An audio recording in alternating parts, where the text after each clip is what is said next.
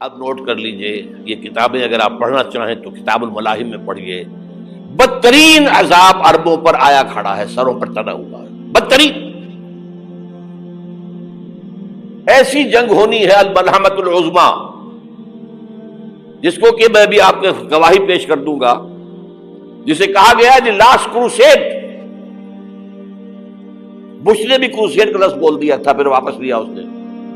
نکل جاتی ہے جس کے منہ سے سچی بات مستی میں، فقیہ مصلحت بین سے اور ہندے بادہ خار اچھا، کروسیڈ کہہ کر پھر واپس لیا۔ یہ کروسیڈ، اس کے اوپر جس قدر نقصان ہونا ہے عربوں کا، گریٹر اسرائیل بنے گا، یہ عراق، شام، اردن، سعودی عرب کا کچھ شمالی علاقہ، ترکی کا جنوبی علاقہ، مصر کا صحرائے سینا، اور اس کے ساتھ ہی جو بہترین اس کا زرخیز ترین علاقہ ڈیلٹا آف نائل، یہ سب یہودیوں کے قبضے میں جائیں گے۔ اس کو حدیث میں کہا گیا الملحمۃ العظمیٰ۔ عیسائی 80 علم لے کر اے مسلمانوں تم پر حملہ آور ہوں گے، اور ہر علم کے نیچے 12,000 فوج ہوگی، 9.5 لاکھ فوج۔ یہ نیٹو کی تیاری کس کے لیے ہو رہی ہے؟ جب یو ایس ایس آر کا خاتمہ ہوا تو پوچھا گیا تھا نیٹو چیف سے، اب کس لیے؟ تمہارا وہ دشمن تو ختم ہو گیا، اب ہمیں اسلامک فنڈامنٹلزم سے نمٹنا ہے۔ وہ جانتے ہیں خطرہ یہی ہے، اب اسلام ابھر سکتا ہے، مسلمانوں کے سینوں کے اندر وہ آگ ہے، اوپر خاکستر آ گیا ہے، تمہیں اٹھانا بیٹھنا، یہ اندر تو انگارہ ہے، اوپر سے راکھ ہے، اس سے دھوکہ نہ کھا جانا ان کے دلوں کے اندر۔ اور بش نے کہا تھا مسلمان چاہتے ہیں کہ ہسپانیہ سے لے کر انڈونیشیا تک نظام خلافت قائم کریں، اور میں حیران ہوا تھا کہ اس کمبخت کو ہسپانیہ کا خیال کیسے آ گیا؟ ہمیں تو کبھی آتا ہی نہیں، اب ہم تو بھول گئے، وہ تو 500 برس پرانی بات ہے جبکہ وہاں سے ہمیں نکال دیا گیا تھا۔ اگرچہ اقبال نے کہا تھا ہے ارض فلسطین پہ یہودی کا اگر حق، ہسپانیہ پر حق نہیں کیوں اہل عرب کا؟ ہسپانیہ میں تو 800 سال حکومت کی مسلمانوں نے، اور ابھی 500 برس سے گزرے ہیں نا۔ یہودی تو ارض مقدس سے 2000 سال نکالے گئے، انہیں لا کے آباد کیا گیا، عربوں کے سینے میں خنجر پھونک دیا گیا۔ وہ چھوٹا سا ملک جو چاہتا کرتا، کوئی پوچھنے والا نہیں۔ امریکہ جیسے اپنے بیٹے کی حفاظت کرے ویسے کرتا اس کی۔ اور حضور نے فرمایا ہے وہ جنگ جب ہوگی تو ایک باپ کے اگر 100 بیٹے ہوں گے تو 99 ختم ہو جائیں گے، ایک بچے گا۔ یہ حدیث ہے صحیح۔ اور آپ نے فرمایا ویل للعرب من شر قد اقترب، عربوں کے لیے ہلاکت ہے، عربوں کے لیے بربادی ہے اس شر سے جو قریب آ چکی ہے۔ اور آج جس طرح انہوں نے ان کی تہذیب کو اختیار کر لیا ہے، دبئی جا کر دیکھیے، بدترین مغربی معاشرہ جو ہے وہ دبئی کے اندر ہم نے قائم کر کے دکھا دیا۔ اب سعودی عرب اس راستے پر بڑھ رہا ہے۔ اور اس کے بعد نمبر 2 پر جو ہے ہم پاکستانی ہیں، لیکن میں اس کے وہ پہلی بات جو کہہ رہا ہوں وہ تو یقینی ہے، اس میں تو احادیث صحیحہ موجود ہے۔ اگرچہ اس کے بعد پانسا پلٹے گا، پھر حضرت مہدی کا ظہور ہوگا، حضرت عیسیٰ کا نزول ہوگا، اور وہ گریٹر اسرائیل گریٹر گریو یارڈ بنے گا یہودیوں کا، ایک ایک یہودی قتل ہوگا اور دفن ہوگا۔ یہ بات میں ہونا ہے، میں پہلی بات پر فرض کر رہا ہوں۔ وہ پانسا پلٹے گا جب پلٹے گا، ابھی جو سامنے ہے وہ کیا ہے؟ جس ملحمۃ العظمیٰ کہا حضور نے، جسے آرمگیڈون کہتے ہیں عیسائی۔ آرمگیڈون کی اگر کہیں جا کر آپ دیکھیں گے، آپ ڈکشنری میں مانی تو کیا لکھا ہے؟ A very big war which will be fought between the forces of evil and good before the end of this world. اس دنیا کے خاتمے سے پہلے خیر اور شر کی قوتوں کے درمیان بہت بڑی جنگ ہوگی۔ ارمجدون اسے کہتے ہیں عربی میں، اور آرمگیڈون اسے کہتے ہیں انگریزی کے اندر۔ اور یہ بائبل کی آخری کتاب کے اندر ہے، جو اس میں کہ مکاشفات یوحنا، ریولیشنز آف سینٹ جان، یہ تو میں کہہ رہا ہوں یقین کے ساتھ، اور زیادہ دور نہیں ہے، آیا چاہتا ہوں۔ اس لیے کہ یہودیوں کا اور عیسائی جو کنزرویٹوز ہیں، نیو کنزرویٹوز، ان کا 5 نکاتی ایجنڈا ہے متفق علیہ، جس کے تحت کہ یہ جنگ صلیبی شروع کی گئی ہے۔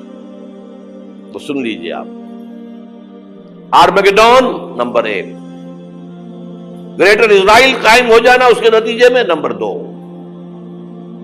مسجد اقصی اور قبۃ الصخرہ کو گرانا نمبر 3، وہاں 3rd ٹیمپل، وہ مسجد جو حضرت سلیمان نے بنائی تھی 1000 قبل مسیح میں، پھر برباد کی تھی نیبوکدنیزر نے، دوبارہ بنائی گئی، پھر دوبارہ ختم ہوئی 70 عیسوی تک گری پڑی ہے۔ ان کا خانہ کعبہ گرا ہوا ہے 70 عیسوی سے لے کر آج تک۔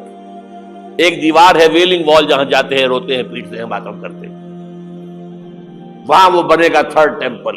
اور نمبر 4، اس میں لا کر رکھا جائے گا تخت حضرت داؤد کا۔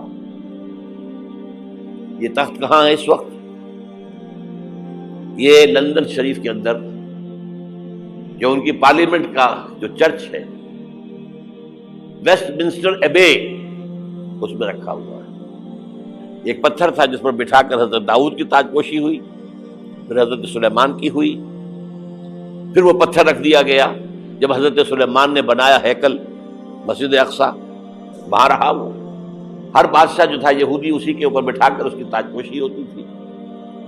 سن 70 میں ٹائٹس نے گرایا اسے، ہیکل کو، وہ پتھر لے گیا، وہاں سے روم گیا، روم سے آئرلینڈ گیا، آئرلینڈ سے اسکاٹ لینڈ آیا، اسکاٹ لینڈ سے انگلینڈ آیا، اور اب وہ رکھا ہوا ہے 14ویں صدی عیسوی سے آج تک۔ وہ ویسٹ منسٹر ایبے میں رکھا ہوا، ایک کرسی کی سیٹ میں اسے بنا دیا گیا ہے تخت کی شکل میں۔ اب انگریزوں میں کوئی ملکہ ہو، کوئی بادشاہ ہو جس کی بھی تاج پوشی ہونی، اس میں ہو، یہ لا کر رکھا جائے گا 3rd ٹیمپل میں۔ اور اس پر یہودیوں کے خیال کے مطابق ان کا مسیحا آئے گا، جو مسیح دجال ہوگا۔ عیسائیوں کے خیال کے مطابق حضرت عیسیٰ آئیں گے، وہ ہمارا بھی خیال ہے حضرت عیسیٰ آئیں گے علیہ السلام۔ بہرحال یہ تو بات کی باتیں ہیں نا، اس وقت جو میں عرض کر رہا ہوں، عربوں پر بہت بڑا عذاب، اور پاکستان کا معاملہ البتہ یہ ہے، میں یقین سے نہیں کہہ سکتا، ہینگنگ ان دی بیلنس، ہو سکتا ہے اللہ تعالیٰ ہم پر رحم فرمائے، ہو سکتا ہے، اگرچہ اس کی کچھ شرائط ہوں گی۔ چمن کے مالک اگر بنا لیں موافق اپنا شعار، اب بھی چمن میں آ سکتی ہے پلٹ کر چمن سے روٹھی بہار، اب بھی ہو سکتی ہے۔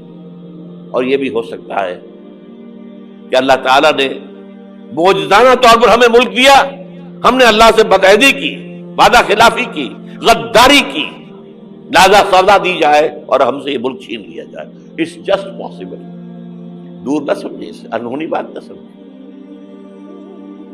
جو گھیراؤ ہو رہا ہے آپ کے مغرب میں نیٹو فورسز اور مشرق میں بھارتی فورسز گدھوں کی طرح بیٹھے ہوئے انتظار کر رہے ہیں، پاکستان اور ڈسٹیبلائز ہو جائے، یہاں اور بدامنی ہو جائے۔ اب لاہور میں پھر آج دھماکے ہو گئے ہیں، 2 دن پہلے کا دھماکہ میں سہ کے آیا ہوا ہوں، آپ کے سامنے بیٹھا ہوں، وہ جانے بچی ہیں، جو ہماری اکیڈمی کا حشر ہوا وہ تو میں آپ کو نہیں بتا سکتا۔ یہ سارا کیوں ہو رہا ہے؟ تاکہ یہاں بدامنی ہو جائے اور ہمیں جواز مل جائے، مغرب سے نیٹو فورسز داخل ہو جائیں، مشرق سے بھارتی فورسز آ جائیں، اور ہمارے ایٹمی دانت توڑ کر اور پھر ہمیں بھارت کے سامنے ڈال دیا جائے، نو ڈو ایز یو لائک۔ یہ ان کا نقشہ ہے، ہوگا کیا وہ اللہ جانتا ہے، ہوگا وہ جو اللہ چاہے، لیکن اللہ کا چاہنا جو ہے وہ کس پر منحصر ہے؟ یہاں انقلاب برپا کرو، یہاں اسلام لاؤ، اگر دھندوں میں لگے رہو گے تو وہ خود بخود نہیں آ جائے گا انقلاب۔ صحابہ نے جانیں دی تھی، کتنی تکلیفیں اٹھائی تھی، 12 برس تک مکی دور کے اندر با نشہ درویشی در ساز و دمادم زن، جو پختہ شبی خدرا بر سلطنت جم سن۔ یوم طائف یاد ہے جو حضرت عائشہ فرماتی ہے کہ میں نے پوچھا تھا حضور سے کہ یوم احد سے زیادہ سختی بھی آپ پر کبھی آئی؟ یوم احد پر کیا ہوا تھا؟ تلوار کا وار پڑا تھا آپ کے چہرہ مبارک، یہ جو رخسار کی ہڈی ہے اس کے اندر وار گیا ہے، اوپر خود کی 2 کڑیاں تھیں وہ اس میں گھس گئیں، 2 دندان مبارک شہید ہوئے۔ وہ خود کی کڑیاں ایک صحابی نے اپنے دانتوں سے پکڑ کر کھینچنے کی کوشش کی، دانت نکل گئے، وہ نہیں نکلی، کیا جتن کر کے نکالی گئی ہوگی تو خون کا فوارہ، اتنا خون گیا ہے کہ آپ بے ہوش ہو گئے، گر گئے، اور مشہور یہ ہو گیا کہ آپ کا انتقال ہو گیا، شہادت ہو گئی۔ یہ سیرت کبھی پڑھی ہے؟ حضرت عائشہ کے ہوش کا تو یہی دور تھا نا، یوم طائف میں جو آپ کی کیا تھی، بچی تھی، انہیں کیا پتا کیا ہو رہا ہے حضور کے ساتھ۔ 3 دن تک حضور مکے کی گلیاں اور وہاں کے اوباش لوگ پتھراؤ کر رہے گئے تھے اس امید میں کہ شاید وہاں کا کوئی سردار ایمان لے آئے، تو یہاں تو ابو طالب بھی فوت ہو گئے، یہی دنیاوی سہارا تھا، خاندانی سہارا تھا ابو طالب کے ذریعے، اور گھر میں ایک دلجوئی کرنے والی رفیقہ حیات تھی، وہ بھی، ان کا بھی انتقال ہو گیا۔ آپ نے کہا یہ عام الحزن ہے، اب تو سب کو طے ہو گیا قریش کو کہ اب جیسے قتل کر دو، اسی لیے آپ گئے طائف، شاید وہاں کا کوئی بڑا سردار مانے، ایمان لے آئے مجھ پر، تو میں اپنا مرکز ادھر شفٹ کر دوں۔ تینوں سے ملے ہیں، تینوں نے وہ جواب دیے، نکل جاؤ یہاں سے، میں تمہارے ساتھ بات بھی کرنے کو تیار نہیں۔ اچھا، تمہارے سوا کوئی نہیں ملا تھا اللہ کو نبی بنا کر بھیجنے کے لیے؟ دیکھو جاؤ، میں بات نہیں کرنا چاہتا، ہو سکتا ہے میں بے عزتی کر بیٹھوں، واقعی تم اللہ کے نبی ہو تو میں مارا جاؤں گا، جاؤ جاؤ جاؤ۔ یہ سلوک محبت کے ساتھ ہوا ہے۔ اور پھر چھوکروں کو، اسٹریٹ ارچنز جنہیں آپ کہتے ہیں، اشارہ کیا تھا، خبر لو ان کی، پتھراؤ ہو رہا ہے، ساتھ کوئی ہے ہی نہیں، ایک آدمی صرف، زید ابن حارثہ۔ اب سامنے سے پتھر آ رہے ہیں تو حضرت زید آگے آ جاتے ہیں، ڈھال بنتے ہیں، مجھے لگے پتھر حضور کو رہے، اب پیچھے سے آ رہے ہیں، چاروں طرف سے تو ڈھال نہیں بن سکتا ایک شخص، جسم لہو لہا، خون جا کر جوتیوں میں جم گیا ہے، جوتی اتر نہیں دی۔ پھر وہاں سے واپسی پر جو دعا مانگی ہے،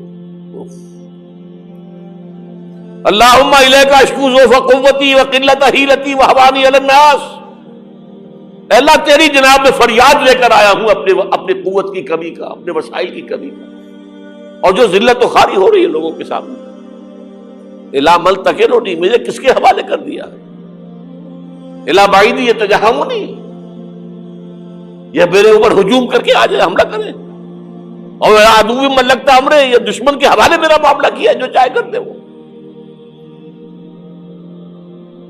لیکن پھر عبدیت غالب آتی ہے، ان لم یکن علی غضبک فلا ابالی، اللہ اگر تو ناراض نہیں ہے تو مجھے کوئی پرواہ نہیں،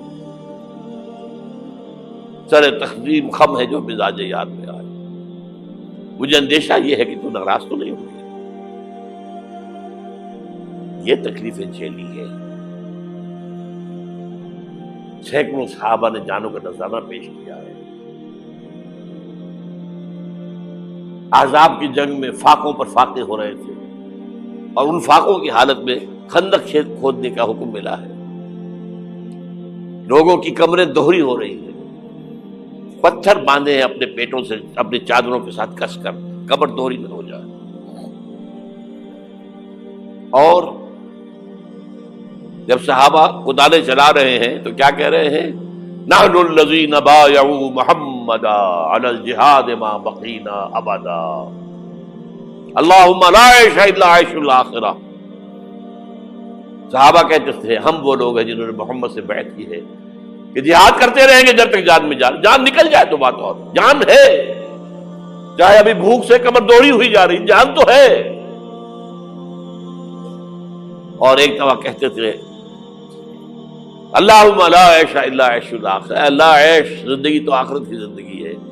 اور حضور فرماتے تھے، حضور کے بیٹھے ہوئے نہیں تھے گاؤں تکیہ لگا کر، پتھر اٹھا اٹھا کر خندق میں سے لے جا کر باہر پھینک رہے تھے، جب صحابہ کہتے ہیں اللہم لا عیش الا عیش الاخرہ، حضور فرما رہے ہیں فاغفر الانصار والمہاجرہ، اے اللہ ان انصار اور مہاجرین کی مغفرت فرما دے۔ پھر حضور کی خدمت میں کچھ لوگ آئے، حضور اب یہ فاقہ ناقابل برداشت ہو گیا، دیکھیے ہم نے یہ پتھر باندھے ہوئے اپنے پیٹ کے ساتھ۔ حضور نے کرتا اٹھا کر دکھایا، وہاں 2 پتھر بندھے ہوئے۔ یہ ہے سیرت النبی۔ آپ کس چیز کو سیرت النبی سمجھتے ہیں؟ بہرحال اس موضوع پر میری ایک کتاب ہے منہج انقلاب نبوی، کہ انقلاب کیسے آیا تھا۔ اگر دل میں ذرا بھی آرزو پیدا ہو گئی ہو کہ اللہ قبول کر لے مجھے قبول کر لے اس کام کے لیے، تو وہ کتاب آپ کے لیے مسٹ